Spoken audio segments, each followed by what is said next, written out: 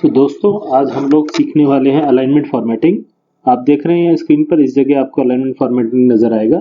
तो आज हम ये अलाइनमेंट फॉर्मेटिंग सीखेंगे।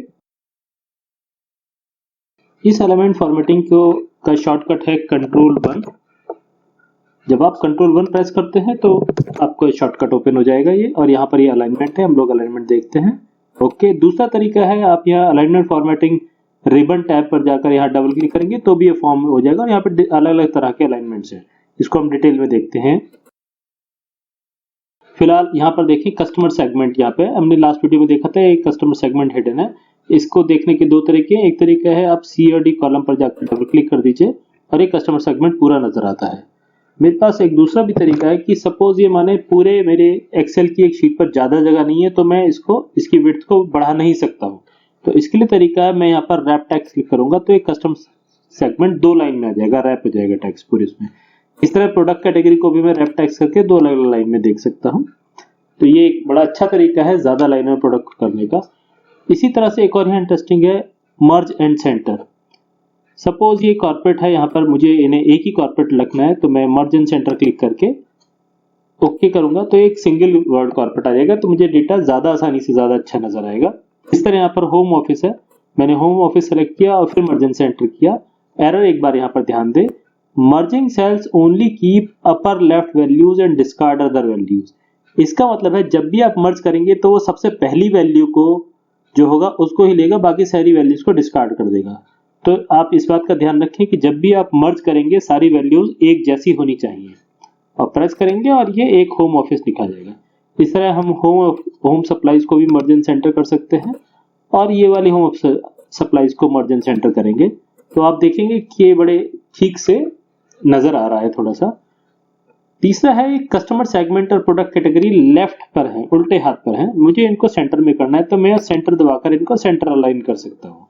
अब अलाइनमेंट के लिए आप देख रहे हैं यहाँ पर 6 आइकन्स हैं, 3 आइकन ऊपर है और 3 आइकन नीचे हैं। हम इन आइकन्स के बारे में सीखते हैं। तो राइट हैंड साइड पर हम देखेंगे यहाँ पर शॉर्टकट की लिखा हुआ है। हम ऊपर के तीनों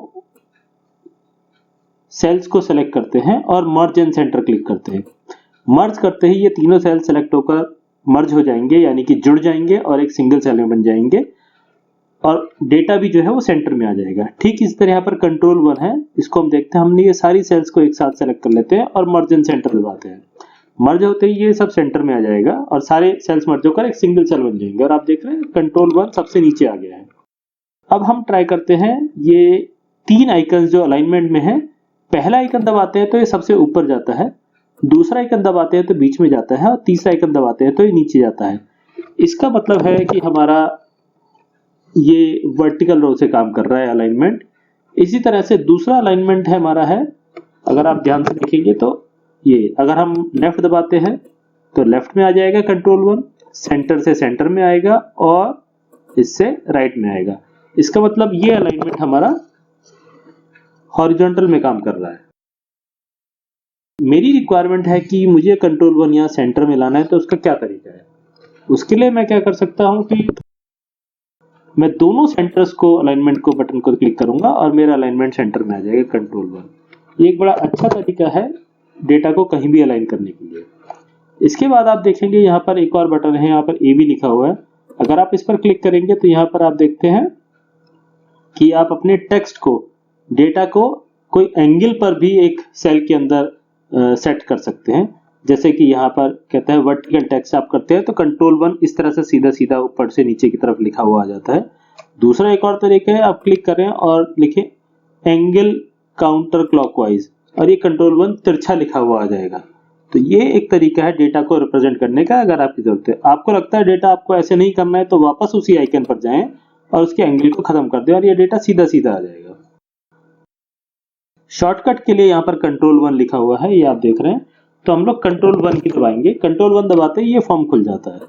अब इस फॉर्म को अगर आप ध्यान से देखेंगे तो ये फॉर्म कुछ ऐसे काम कर रहा है। आप देखेंगे नंबर, सबसे पहला अलाइनमेंट इसमें नंबर है, तो नंबर फॉर्मेटिंग आप यहाँ पर है, आप देख रहे हैं।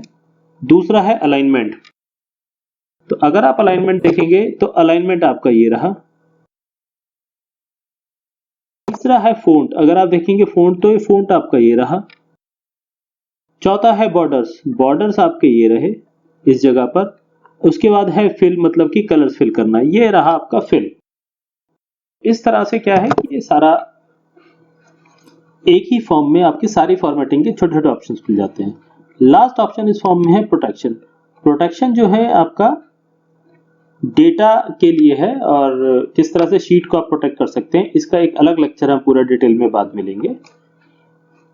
मीनवाइल अभी हम लोग अलाइनमेंट में देख लेते हैं। अलाइनमेंट में एक और है श्रिंक टू फिट। अगर आपने कोई सेल कर रखा है बड़ा और उसको आप छोटा करना चाहते हैं श्रिंक टू फिट, तो उस सेल को आप श्रिंक कर देंगे तो वो छोटा हो जाएगा। देखते हैं हम ये कैसे कर सकते हैं। हम ये देखते हैं, मान लीजिए ऑफिस सप्लाईज है और हम इसका साइज थोड़ा सा बड़ा कर देते हैं। ऑफिस सप्लाईज का आप देख रहे हैं, साइज हमने बड़ा कर दिया, वो नजर नहीं आ रहा है, आधा ही नजर आ रहा है। तो ऑफिस सप्लाईज इस फर्स्ट सेल को हम सेलेक्ट करते हैं, अलाइनमेंट में जाते हैं और हम यहाँ पे क्लिक करते हैं श्रिंक टू फिट और ओके कर देते हैं। अब आप देखें ऑफिस सप्लाईज वापस छोटा हो गया है। तो कोई भी डेटा अगर ज्यादा लंबा है और सेल में नहीं आ रहा तो श्रिंक टू फिट से छोटा हो जाता है। तो दोस्तों अलाइनमेंट फॉर्मेटिंग में आज बस इतना ही। अगले वीडियो में नंबर फॉर्मेटिंग के साथ आपसे फिर मुलाकात होगी।